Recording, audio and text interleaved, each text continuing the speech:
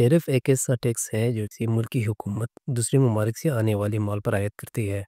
इसका मकसद मकामी सनतों को तहफ़्फ़ुज़ फराहम करना, मकामी मईशत को फ़रोग़ देना और गैर मुल्की मसनूआत को महंगा करना होता है। तरक्की पज़ीर ममालिक अमूमन अपने इक़्तिसादी शोबों को तहफ़्फ़ुज़ देने के लिए टैरिफ्स लगाते हैं, ताकि वो अपने मुल्क में सनअती तरक्की हासिल कर सकें। लेकिन जब बड़ी मईशतें जैसे अमेरिका ये इक़दाम करती हैं, तो सवालात उठने लगते हैं। क्या ये वाक़ई आलमी सतह पर मुफ़ीद है, या ये सिर्फ़ तनाज़ात और इक़्तिसादी मुश्किलात का सबब बन रहे हैं? डोनाल्ड ट्रंप के दौर में अमेरिका ने चीन और दीगर ममालिक के खिलाफ टैरिफ्स आयद किए। इन टैरिफ्स को अक्सर रेसिप्रोकल यानी जवाबी समझा जाता है, क्योंकि अमेरिका ने चीन जैसे ममालिक पर इसलिए टैरिफ्स लगाए थे कि वो भी अमेरिका पर टैरिफ लगा रहे थे। तहम हकीकत में ये दावा दुरुस्त नहीं। अमरीकी टैरिफ्स का हिसाब एक ख़ास फार्मूले के तहत किया जाता है, जिसमें अमेरिका का ट्रेड डिफिसिट यानी कि तिजारती खसारा इस मुल्क के साथ होने वाली ट्रेड वॉल्यूम यानी कि तिजारती हजम को मद्देनज़र रखा जाता है। मिसाल के तौर पर चीन के साथ अमेरिका का तिजारती खसारा 295 अरब डॉलर था, जो 440 अरब डॉलर की कुल ट्रेड का 67% बनता है। इस हिसाब से अमेरिका ने चीन पर 34% टैरिफ आयद किया, जो कि एक खुद साख्ता टैरिफ था, न कि जवाबी टैरिफ। चीन ने इस पर जवाब देते हुए अपने टैरिफ आयद किए, जो कि एक हकीकी टैरिफ रेसिप्रोकल था। कुछ लोग समझते हैं कि ये टैरिफ अमेरिका की सनती तरक्की को फ़रोग़ देंगे, लेकिन हकीकत में ऐसा होना मुश्किल है। अमेरिका का तिजारती खसारा यानी कि ट्रेड डिफिसिट 1.2 ट्रिलियन डॉलर से ज़ायद है।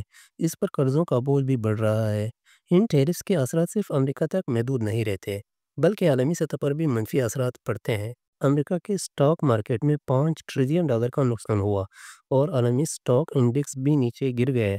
इससे ये साबित होता है कि टैरिफ्स आलमी मईशत पर मनफी असरात डाल सकते हैं।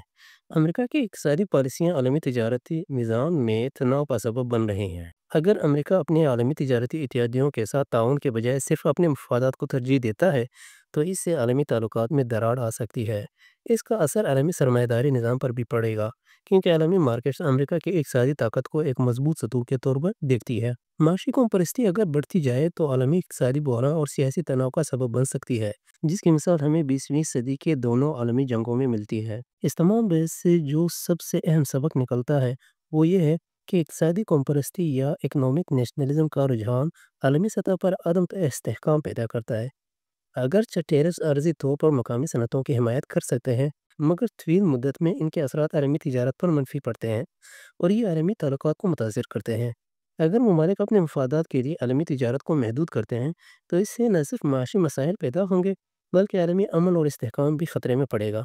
दुनिया में ताकतवर ममालिक जैसे अमेरिका को अपने इक़्तिसादी पॉलिसियों में तवाज़ुन रखना चाहिए और आलमी तिजारती निज़ाम में आज़ाद तिजारत को फ़रोग़ देना चाहिए।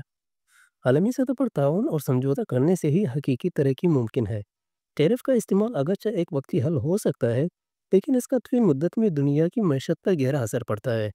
इसके ममालिक को अपनी इक़्तिसादी पॉलिसियों में आलमी हम आहंगी को अहमियत देनी चाहिए, ताकि वो न सिर्फ अपने मुल्क की मईशत बल्कि पूरी दुनिया की मईशत को मजबूत बना सके। मुख्तसर ये कि आलमी तिजारत और इक़्तिसादी ताल्लुकात में ताउन ही तवील मुद्दत इस्तेहकाम और अमन की कुंजी है।